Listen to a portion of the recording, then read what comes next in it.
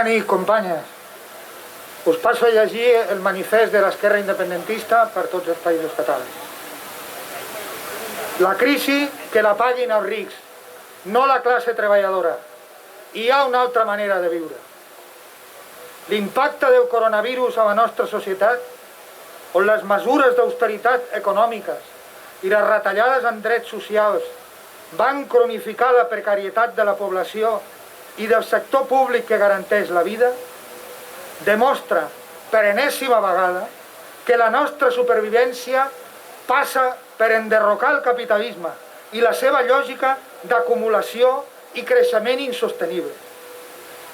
De la mateixa manera que ens hem organitzat a pobles i barris perquè ningú quedi enrere, ens podem organitzar com a societat perquè aquesta catàstrofe no es torni a repetir. La urgència ens obliga a traçar des de ja els passos necessaris per restringir els àmbits de la nostra vida on l'obtenció de beneficis econòmics és l'objectiu motor. I així que, a diferència de fa 10 anys, aquesta crisi la paguin els rics. Necessitem, doncs, mesures urgents que ens permetin fer front a la situació d'emergència social. I amb urgència també necessitem superar el capitalisme patriarcal com a sistema econòmic i social que regeix les nostres vides.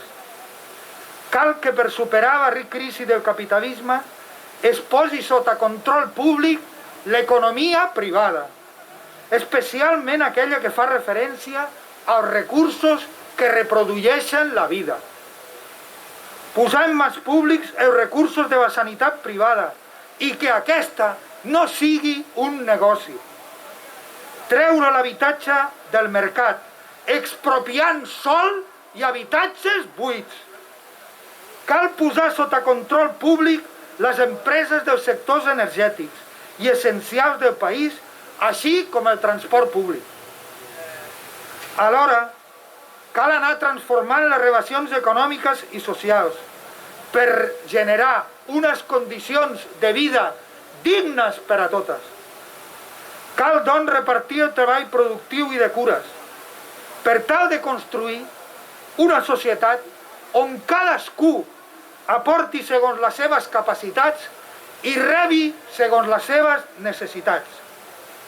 Cal reduir la jornada laboral a les 30 hores. Mesures efectives per reduir l'escletxa salarial entre homes i dones.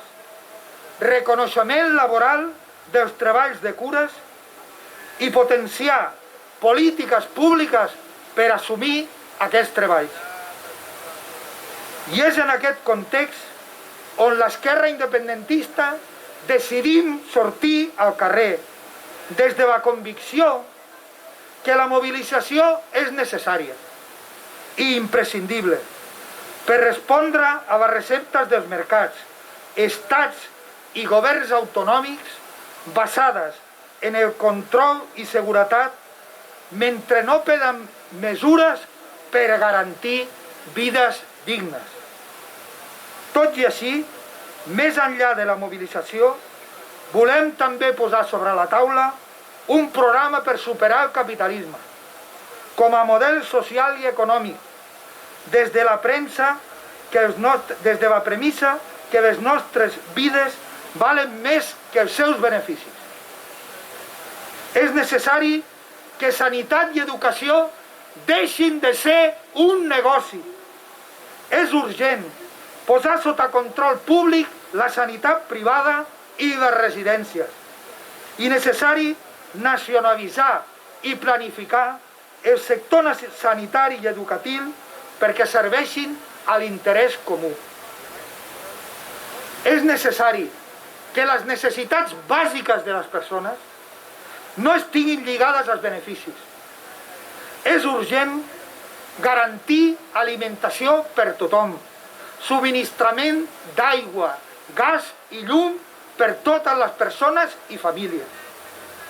Exigim la nacionalització dels sectors estratègics i el control públic d'aquests. Prohibir els desnonaments i suspendre els lloguers, hipoteques i subministraments.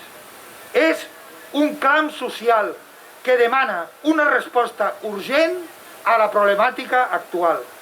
És necessari, per a treure de l'habitatge del mercat, l'expropiació dels pisos buits en mans de grans tenidors i la regulació dels lloguers al màxim del 10% dels ingressos.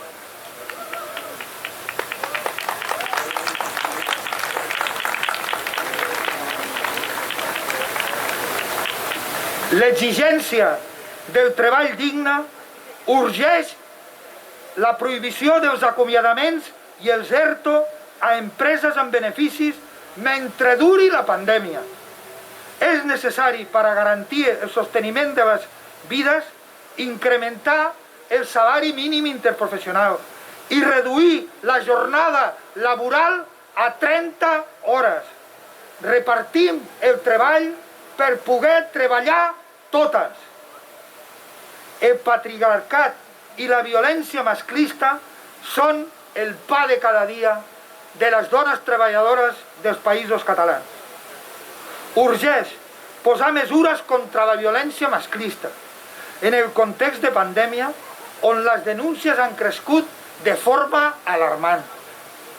Necessitem acabar amb l'escletxa salarial, un repartiment del treball de cures i construir els pilars d'una societat feminista. I per dur a terme qualsevol mesura en termes socials, per evitar una autèntica catàstrofe pel conjunt de la societat, és imprescindible plantejar l'impagament del deute injust i inabordable, abolint l'article 135 de la infausta Constitució espanyola per tal de destinar els recursos allà on són més necessaris.